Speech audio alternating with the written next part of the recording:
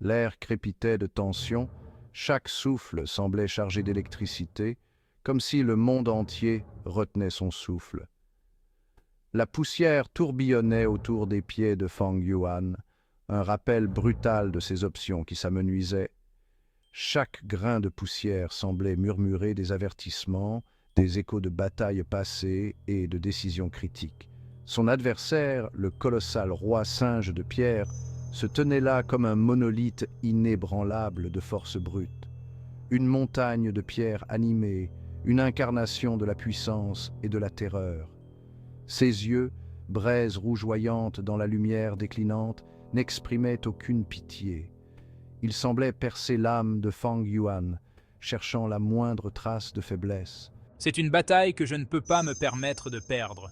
Mon honneur, ma vie, tout est en jeu. Fang Yuan, un maître stratège connu pour sa ruse, sentit un frisson familier lui parcourir l'échine.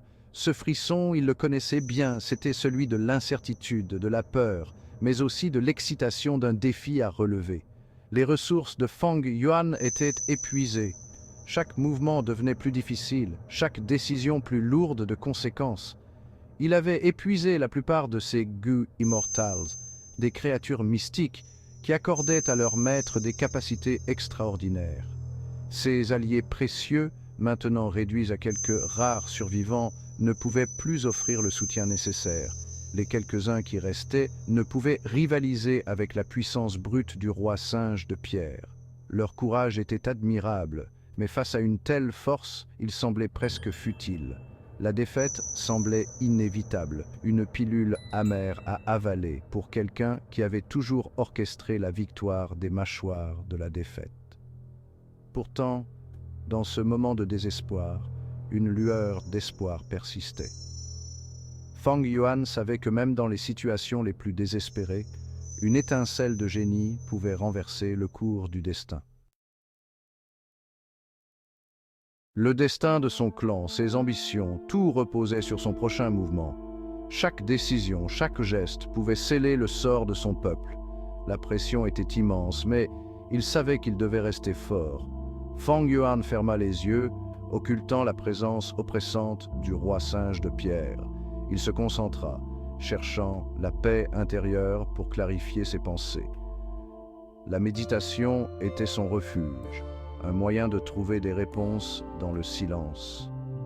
Il avait besoin de réfléchir, d'élaborer une stratégie. Chaque mouvement devait être calculé avec précision.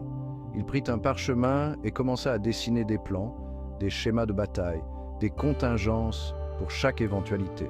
Son esprit, un labyrinthe de plans complexes et de contingences, faisait la course contre la montre. Chaque pensée était une pièce d'un puzzle géant, chaque idée une clé potentielle pour déverrouiller la victoire. Le roi singe de pierre était une force de la nature. Mais même la nature avait ses modèles, ses faiblesses. Fang Yuan savait qu'il devait trouver ces faiblesses, les exploiter pour protéger son clan. Je me souviens d'anciens parchemins, de légendes murmurées sur la création du roi singe de pierre. Ces histoires, transmises de génération en génération, contenaient peut-être la clé de sa défaite. Né d'une pierre primordiale, imprégné d'une force et d'une résistance immense, c'est une créature d'instinct, mue par la rage et la soif de destruction. Mais même les créatures les plus puissantes ont des points faibles. C'est là que réside la clé. Comprendre ses origines, ses motivations, pourrait offrir une solution. La clé n'était pas seulement physique, mais aussi une compréhension profonde de son adversaire. Le roi singe de pierre manquait de la seule chose qui le rendait vraiment dangereux, l'intelligence. Sans cela, il était vulnérable. Fang Yuan savait que la victoire était possible, mais il devait agir avec sagesse et prudence. Un plan commença à se former dans l'esprit de Fang Yuan. Audacieux et semé d'embûches, il ne pouvait pas vaincre le roi singe de pierre dans une confrontation directe. Il devait exploiter sa nature primale, retourner ses forces contre lui. Il devait faire du roi singe de pierre l'architecte de sa propre chute. Ouvrant les yeux, je sens une poussée d'adrénaline. C'est un pari, un lancer de dés désespéré, mais c'est la seule chance que j'ai.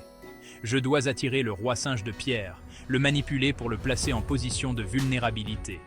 Ce sera une danse délicate, une bataille d'intelligence contre la force brute.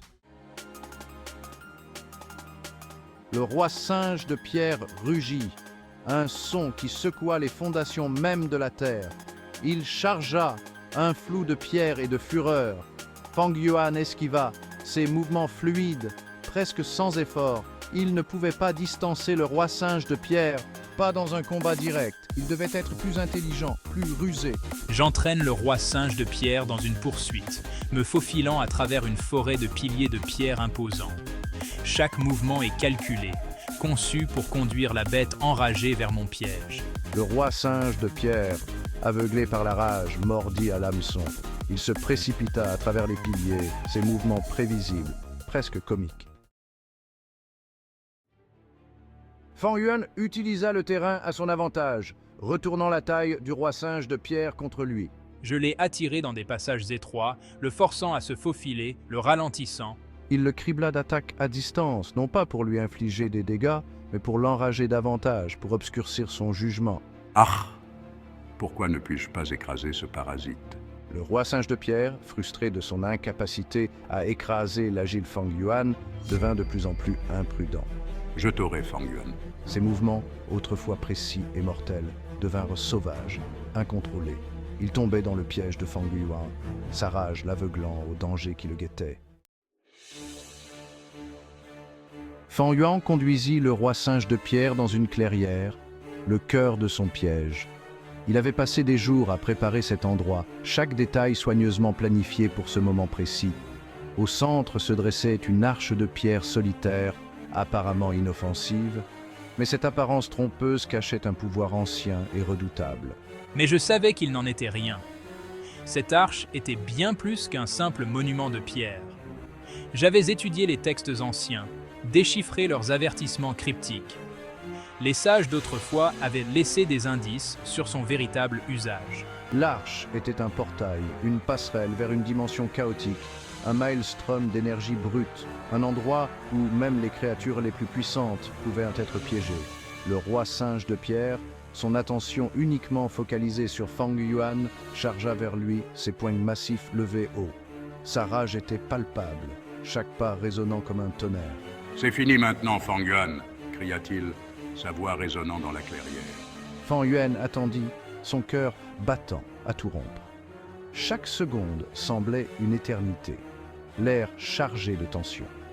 Au dernier moment, il fit un pas de côté, évitant de justesse l'attaque du roi singe de pierre. Son mouvement était précis, calculé. La bête, incapable d'arrêter son élan, s'écrasa de la tête la première dans l'arche. L'impact fut dévastateur, des éclats de pierre volant dans toutes les directions. « Je t'ai eu », murmura Feng Yuan, un sourire de triomphe se dessinant sur ses lèvres. Et avec cela, le vent tourna. La bataille venait de prendre une tournure décisive. Le destin de tous allait changer. Un éclair de lumière aveuglant jaillit lorsque le roi singe de pierre franchit la barrière dimensionnelle. L'air crépita d'énergie brute, le tissu même de la réalité semblant se déformer et se tordre. Fang Yuan se protégea les yeux, son cœur battant la chamade. Son pari avait-il payé? Ou avait-il déchaîné une force encore plus dangereuse? La lumière s'estompa, révélant le roi singe de pierre piégé dans la dimension chaotique. Il se débattait et rugissait, son immense force inutile contre les énergies imprévisibles qui tourbillonnaient autour de lui. Le portail vacilla, menaçant de s'effondrer, mais le roi singe de pierre était piégé, sa puissance lentement drainée.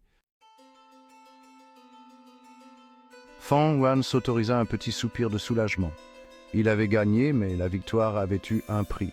La bataille lui avait coûté cher, le laissant épuisé et blessé. Il avait tout misé sur un plan désespéré et cela avait payé. Mais il savait qu'il avait eu de la chance. Il regarda le roi singe de pierre, sa forme autrefois puissante, maintenant diminuée, être finalement consumé par la dimension chaotique. Le portail vacilla une dernière fois avant de s'effondrer sur lui-même, scellant le destin du roi singe de pierre. Le silence descendit sur la clairière, rompu seulement par le son de la respiration haletante de Fang Yuan. Fang Yuan resta là un long moment, le poids de sa victoire s'abattant sur lui. Il avait vaincu une créature d'une puissance immense, non par la force brute, mais par la ruse et la stratégie. Il avait utilisé les propres forces du roi singe de pierre contre lui, transformant sa rage en sa perte. Il regarda l'endroit où le roi singe de pierre avait disparu. Un sentiment d'admiration le submergea. Il avait regardé la mort en face et en était sorti victorieux. Il avait prouvé que même l'adversaire le plus redoutable pouvait être vaincu avec la bonne stratégie. Alors qu'il se retournait pour partir, Fang Yuan ne put s'empêcher de réfléchir à la bataille. Ce fut un témoignage de la puissance de l'intelligence, un rappel que même dans un monde de force brute, la ruse et la stratégie pouvaient prévaloir. Il avait appris une précieuse leçon ce jour-là, une leçon qu'il garderait avec lui pour le restant de ses jours. Le roi singe de pierre était peut-être une créature d'une puissance immense, mais en fin de compte, c'est son manque d'intelligence qui l'avait conduit à sa perte. Fang Yuan, le maître stratège, avait une fois de plus prouvé que l'esprit était l'arme la plus puissante de toutes.